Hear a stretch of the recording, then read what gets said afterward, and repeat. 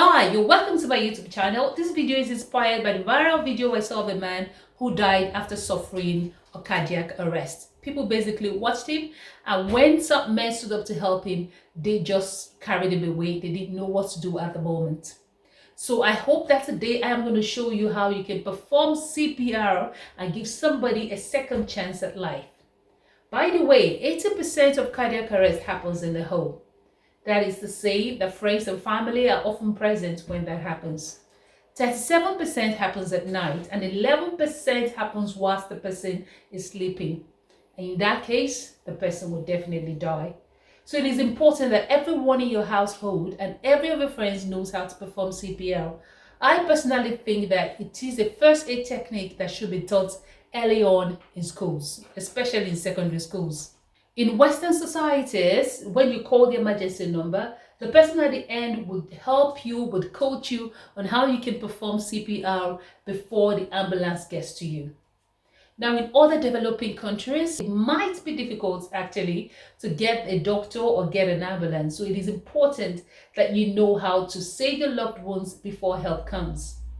So what you need to do is make a phone call, assuming there's nobody else there with you, and leave the phone on loudspeaker. That way your two hands are free to perform. Don't panic, don't pour water on the person, and then the next thing you need to do is to listen for breath. How to listen for breath is to put your ear by the side of the person's mouth and nose. If you can hear the breath, then the person is still breathing and would not need a CPR. Another way to do it is to look at the person's chest. If you can notice a movement, then the person is still breathing. Another way is to feel for air. So if you can feel air across the person's mouth and nose, then the person is still breathing. If you perform CPR when the person is breathing, you are going to be hurting the person badly. So you also want to shake the person for response. There is no response. You want to get to work immediately and start performing CPR.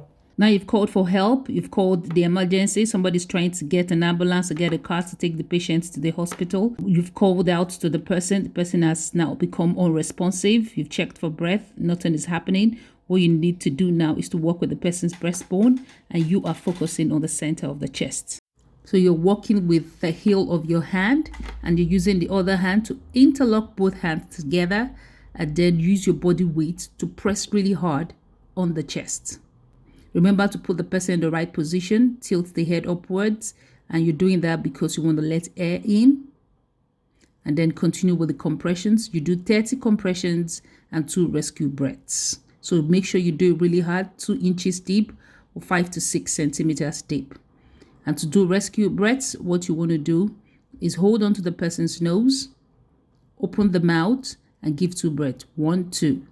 Then continue with 30 compressions. So we go 1, 2, 3, 4, 5, 6, 7, 8, 9, 10, 11, 12, 13, 14, 15, 16, 17, 18, 19, 20, 21, 22, 23, 24, 25, 26, 27, 28, 29, 30. 2 breaths, 1, 2. And then continue with the compressions. And you want to make it really deep. You should continue doing this until the ambulance gets to you or you get to the doctor.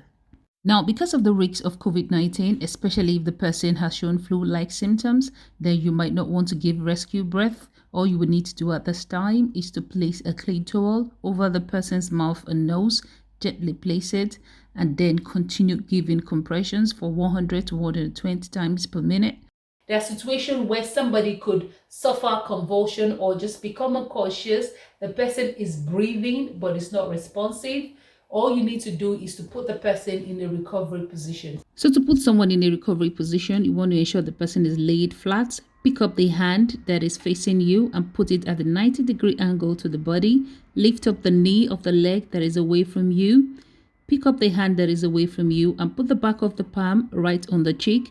Hold on to that knee that you've lifted and tilt the person towards you. So you're doing this because you don't want the person to have blocked airways. You want to allow air get in through the nose easily. And if the person has fluid or vomit in his mouth or her mouth, he would not choke on it. And you leave the person in this position until help arrives. Imagine if the hand is not resting. If you want to take out your hand, if his head is not resting on the hand and it's this way, that's not nice. His airways is completely blocked.